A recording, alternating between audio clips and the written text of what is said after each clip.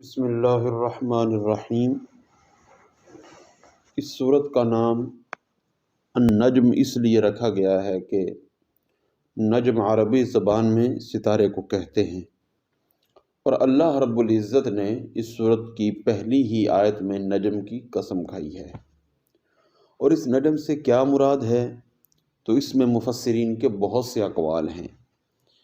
جن میں سے ایک قول یہ بھی ہے کہ نجم سے مراد تاجدار رسالت صلی اللہ علیہ وآلہ وسلم کی ذات مبارکہ ہے۔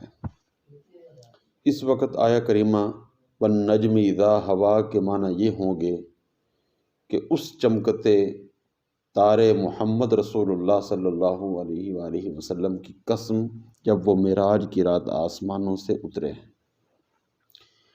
اور اس سورت کی پہلی 17 آیات میں تاجدار ختم نبوت کے سفر معراج کی ایک خاص منزل کا ذکر ہے، جس میں تاجدار رسالت کو ایک خاص مقام عطا ہوا۔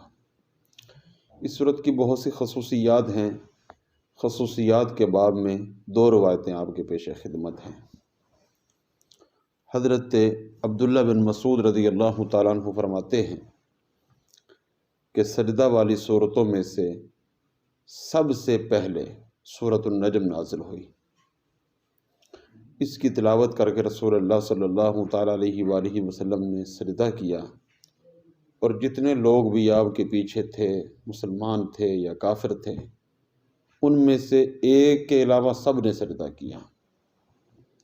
حضرت عبداللہ بن مسعود فرماتے ہیں کہ میں نے اس سجدہ نہ کرنے والے کو دیکھا کہ اس نے اپنے ہاتھ میں مٹی لے کر اس پر سجدہ کر لیا، اور اس دن کے بعد میں نے اسے دیکھا کہ وہ کفر کی حالت میں قتل ہوا پڑا تھا، اور اس کا نام امیہ بن خلف تھا۔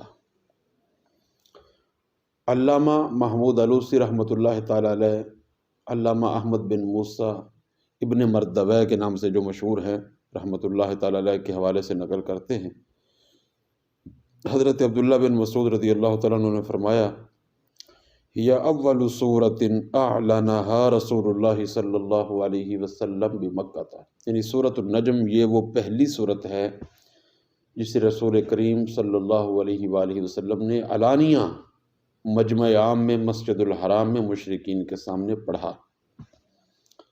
جب آخری آیت کی تلاوت کی اور آخری آیت کی تلاوت کے بعد حضور اکرم صلی اللہ علیہ وآلہ وسلم سجدہ ریز ہوئے تو سامعین پر محویت کا ایسا عالم طاری تھا کہ مومن اور مشرک سب کے سب سجدے میں گر گئے۔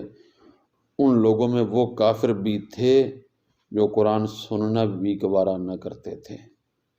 اللہ رب العزت ہمیں سورۃ النجم کی برکات سے مستفید ہونے کی توفیق نصیب فرمائے۔